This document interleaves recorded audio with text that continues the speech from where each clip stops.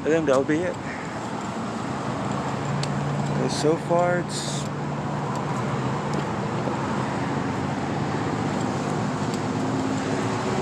it's quiet, and I think they're here.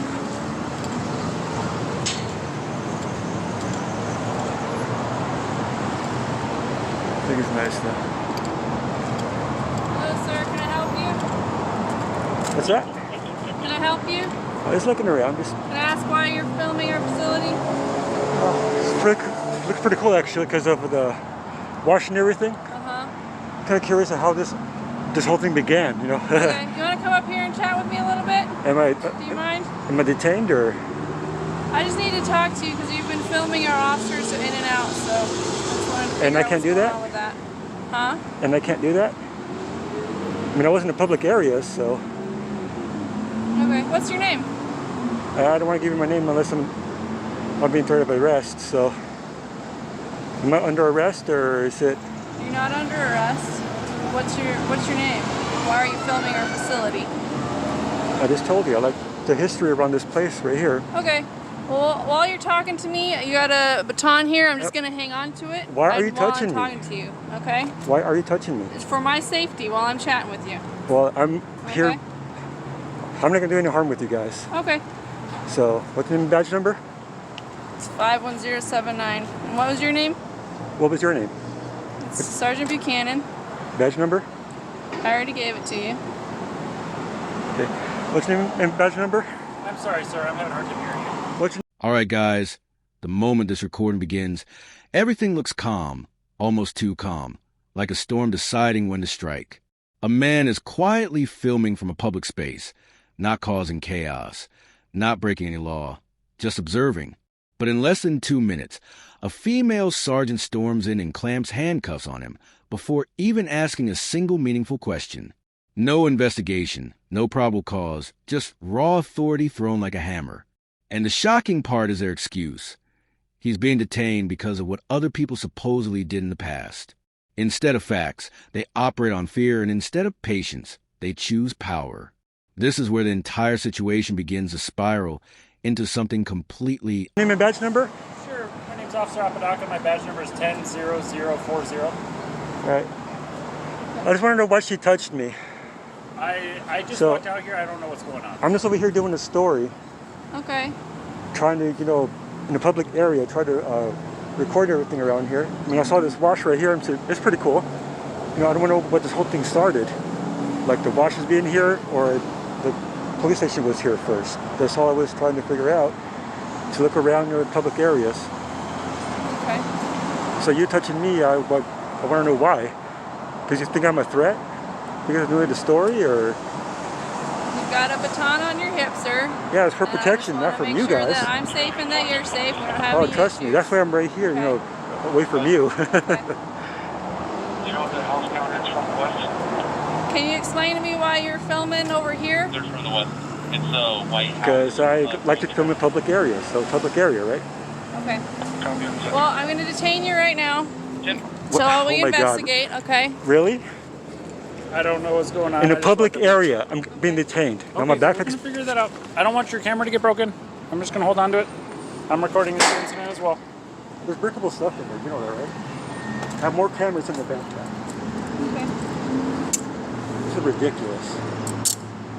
In a public area. All right, Not we'll figure out under what's arrest, going but on. right now I'm detaining you until we figure out what's going on. Okay, I'm going to hang on to this while I'm talking to you. Alright, do not consent searches and Alright, seizures. he's going to hang on to your backpack. We're going to walk up here. I'm not consent any searches or seizures. Okay, I'm not searching you. I am So- going to pat you down for any further weapons. Do you have any more weapons? The story shifts into pure confusion. An officer admits he doesn't really know what's happening and claims the detainment is based on a reported crime of trespassing. But when pressed for details, nothing adds up. The man insists he never crossed any restricted line, and the only proof they have is hearsay. Suddenly, the officers backpedal, promising to check cameras and verify the report. They even agree that if the information is wrong, he'll be released. In other words, they put man in cuffs first, and only now consider checking whether a crime existed at all. It's a perfect example of authority acting before thinking. Yeah, that's what we're trying to start. I have 3 boxes in my backpack just because of the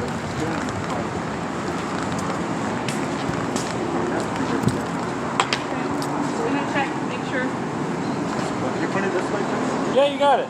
Mine's pointing this way too. You a First Amendment auditor or something? Public areas. That's what I was doing. I hear you. I'm a Vikings fan too. I know it doesn't mean much to you right now, but It's the first time I've ever been detained.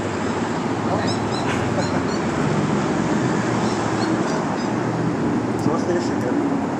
Well, you're on our facility. You're videotaping I police wasn't on the operations. facility, I was in a public area. So, I wasn't, when you said I was in a public area. I was told you were over here standing on our property filming So this sidewalk over there? over here. Yeah. I know the sign is right there, but I didn't go past the sign. Okay. So, we're going Okay. to review our cameras, and if we got some wrong information, and that indeed is the case, and as I understand it, you might be out of handcuffs here in a second. But it sounds like a crime was reported to us that you were trespassing on. I was not on our trespassing. I was in a Okay, well public that's what area. was reported to us, right? I didn't go past the So we sign, got we got to investigate it if it's reported to us, right? We can't take anybody's side in anything like that. So that's why you're detained today. Okay, As I know you guys understand. got cameras everywhere, so check Yeah, those. I'm going to be checking them. I don't know how to work the system, but I'm going to find somebody who does. We're going to be working on that. Okay. What's your name, sir? I'm not giving them a name. Okay. I did nothing wrong. All right, guys. The officers begin scrambling for clarity. One explains that they've had past intruders sneaking into restricted areas and hiding for hours, using that as justification for today's aggressive response. But using history as an excuse to detain innocent people is not policing. It's paranoia. The man repeatedly reminds him he was on the sidewalk, in plain sight, not climbing fences or dodging cameras. Yet the officers treat him like a hidden threat instead of citizen with rights. Their fear-driven logic turns a harmless situation into an unnecessary detention, exposing just how quickly power can replace reason. Nothing wrong. Do I hear you, man? If you're just out here filming, it's obviously a public area. So can and you you're go right. back down the track? So the track is public as well, but Yeah. what it sounds like was reported to my sergeant is that you were on our private drive past the no trespassing signs. While you're detained, I'm going to go verify that information, okay? I'll be right back, okay? Proceed to stand by. And back there, I was lifting that up so I could look over the wall. Sorry, say it again? I lift that up so I could look over the wall. That's about it. Look over this wall or? This wall over here, Okay. where the track is. Okay. I hear you, man. Like you're able to do your First Amendment auditor thing, man. I don't have to talk to many people out here that have done that at this station, and we've had no problems. Sounds like what was reported to us is it was a crime. If there was no crime actually committed, and it was a misunderstanding or miscommunication on our part, then we're going to apologize and take you out of handcuffs in just a moment.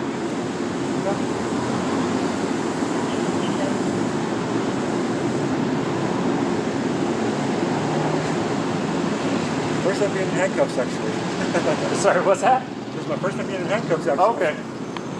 Hopefully it's just for another minute. I've been the one on downtown, the major one. The main station, yeah, 270 South Stone. Yeah, they don't do shit like this. I hear you, man, and it sounds like we wouldn't be putting you in handcuffs if we didn't have the report that you were trespassing on the private drive. I did not whip Because out the sign. this isn't anything that we're saying you did, but we, for whatever reason, have had people try and sneak in that drive. We had somebody. The more they talk, the more obvious the problem becomes. The officers shift from firm accusations to uncertain explanations, suggesting that even if he had trespassed, they might just warn him. They admit they still haven't confirmed anything and are waiting on witnesses. The man calmly offers to show exactly where he stood, yet they still keep him in handcuffs. It's a stunning display of how easily suspicion transforms into restraint, even when the facts don't support it. Instead of protecting rights, the system prioritizes control, turning a peaceful moment into a humiliating one for no legitimate reason. A couple months ago, we don't know how they got in our secure lot, but they were in our secure lot, like walking around and scoping out our cars and stuff like that, but they weren't on the cameras. They had either jumped over the back wall or snuck in through one of the gates, but they had been there. We reviewed cameras for hours. He had been back there for like 3 hours, like hiding under cars and stuff like that. So we've had security issues here, which is obviously concerning. I'm not saying you did any of that, but you can understand like how that kind of puts us in that frame of mind when we get, hey, there's some dude walking in a private drive back here. Hey, now he's out front. And my sergeant came out to talk to you for that reason. So what's that private property line at? I know there's a track, and then there's like a little bit of dirt right there on the side. Is that your property too? Next to the track? Yeah, next to the track's a little like I just like talk to dirt? people out there. I don't really push it. But if they're out like on the private drive walking, I've stopped people trying to come in our gates many times. That right here, I'm talking about this corner. Do you want me to pick that up so it doesn't get damaged? Yeah, you got it. Is there a way for me to set this up so I don't have to? Yeah, just put, you have the 3 legs right there? Oh, these are 3 legs? Yeah, 3 legs, just pull it out. Well, that's pretty sweet, dude. Yeah, it doesn't have the 3 rocks in the back. Yeah, so Well, it's not going to fall over like that, right? No. That's fine? That's fine. Okay. I don't want to damage anything. Do you think that's okay? That's okay. Okay.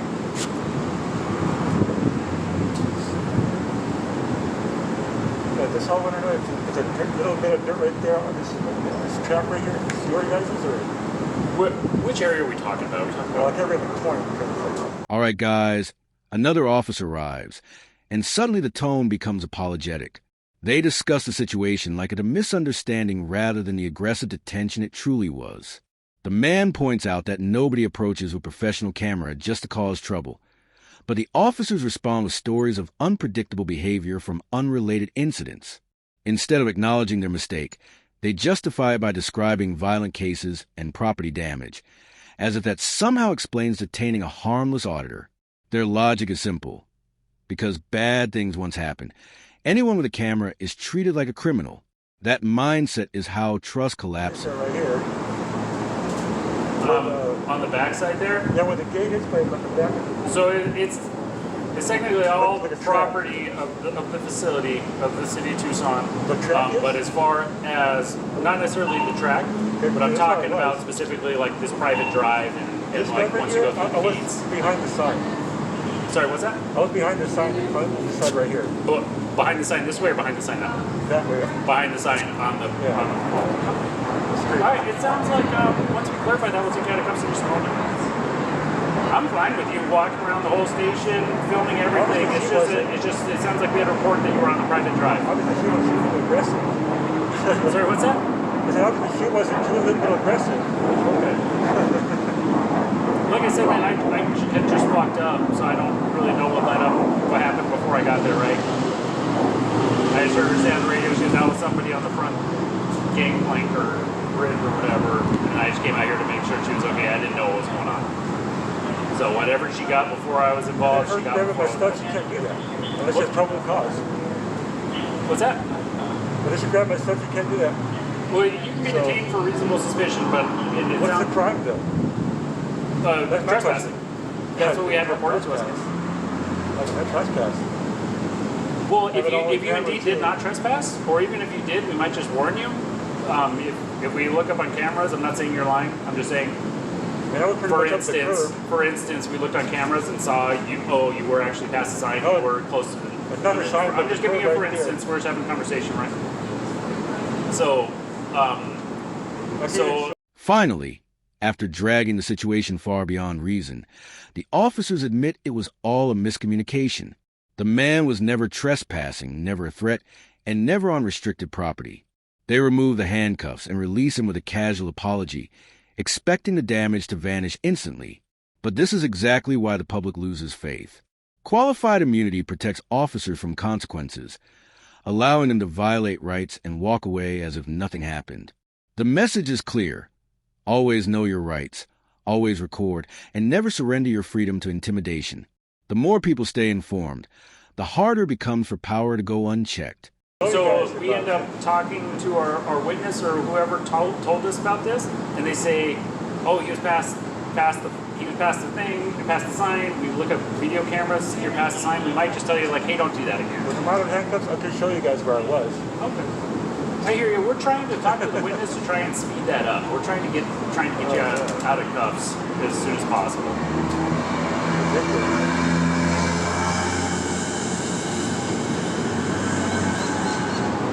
Oh, yeah. So, 41820. It's Officer Dial, like the soap. So he was just doing a First Amendment audit, walking around filming. What, at least as I understand it, was reported to Sarge is that he was on the private drive back here. I was behind the sign.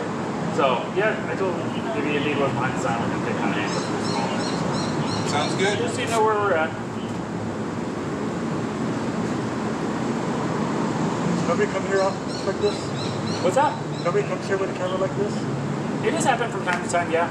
And we let them film. I've had people. Obviously not. Well, like I said, it wouldn't be a problem if we didn't have the report that you were on the private drive.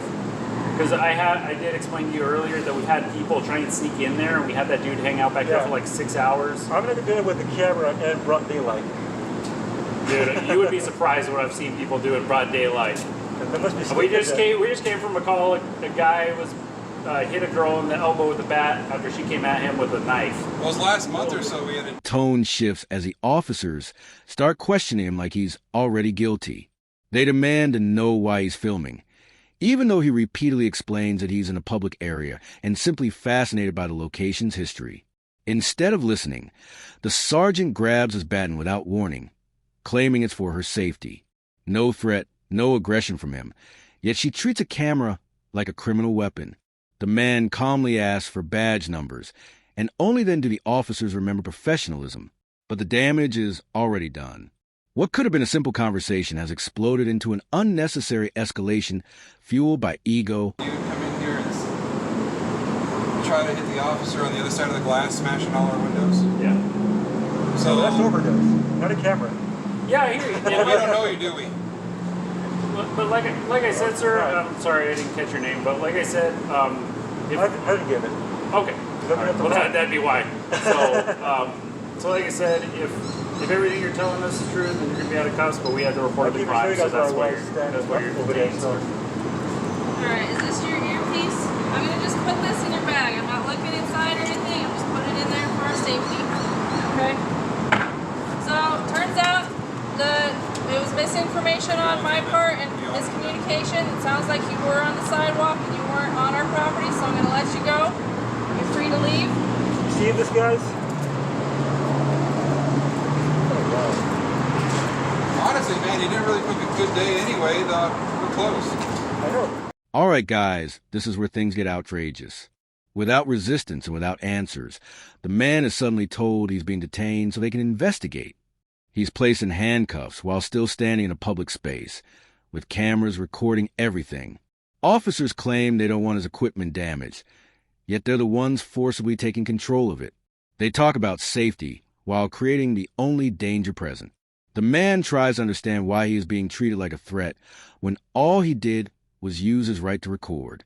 But instead of clarity, he's met with uncertainty and excuses, proving the detention happened first and reasoning came later.